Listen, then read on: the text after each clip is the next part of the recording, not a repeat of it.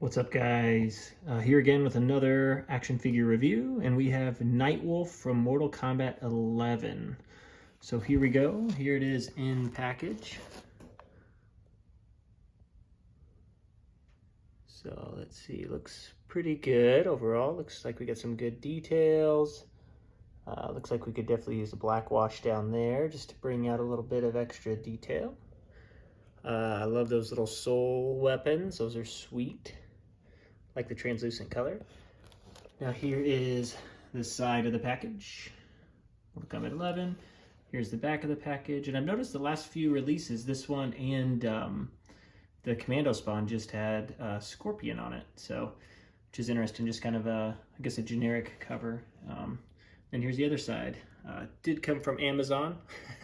Looked like it got a little crinkled there, but I am not an in-box collector, so that's okay. So here we go, let's open it up and see what we're looking at.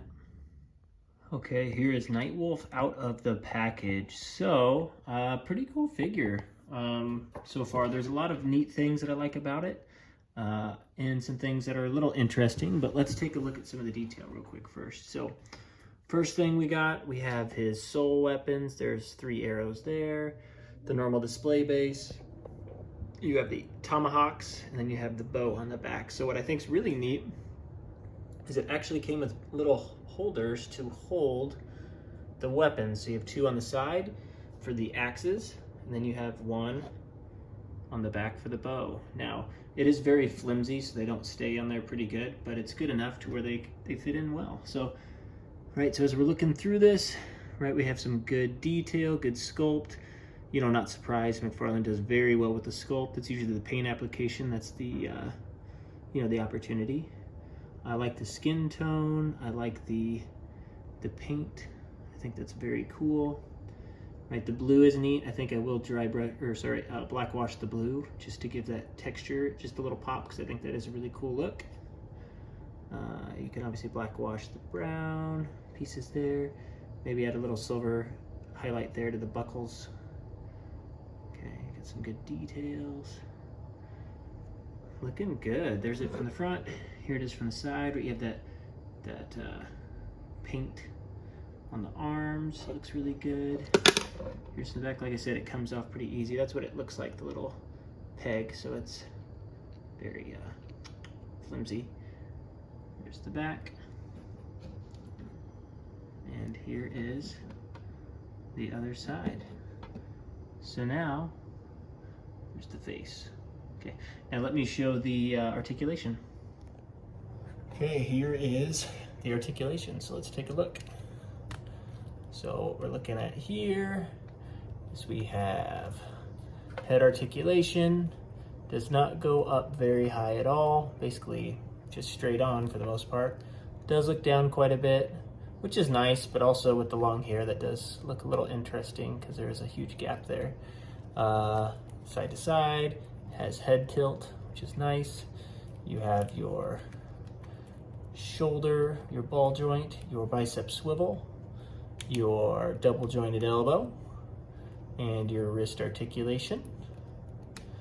You do have an ab crunch, although it doesn't crunch too much just because of the jacket, so it crunches forward that much, crunches back about that much, so not too much there. Then you have your normal articulation for the legs, so it does do the splits. Legs go out about that far, not bad. You have double jointed knees, you have ankle articulation, and you do have a little bit of thigh swivel or tilt or whatever. But yeah, so that's the articulation. So articulated pretty decent. Okay, here's a size comparison. So we have Nightwolf, we have Baraka, and we have Shao Kahn. So as you can see, Shao Kahn stands the tallest, which makes a whole lot of sense because he is a taller figure, taller character in general. Then you have Baraka, which Baraka stands a little bit taller, not by much, just probably, you know, I mean, really not much, just a few millimeters, I'd say. And then, yeah, you have Nightwolf that's, you know, a little bit shorter than both, which I feel like is pretty realistic. So I think that's a good size comparison. So, yep, there it is. Okay, here we go.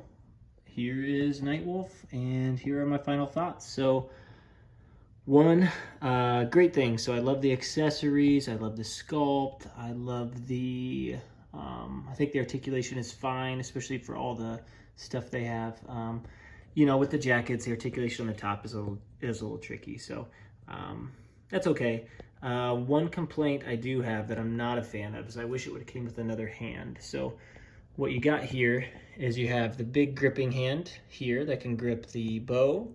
They can also grip an axe or a tomahawk. Now, this one here, they made it very narrow, so it's basically like, looks like it's there to hold the string of the bow, but there's no way you can fit an axe in there unless, you know, you superheat it and try to, you know, make it very flexible.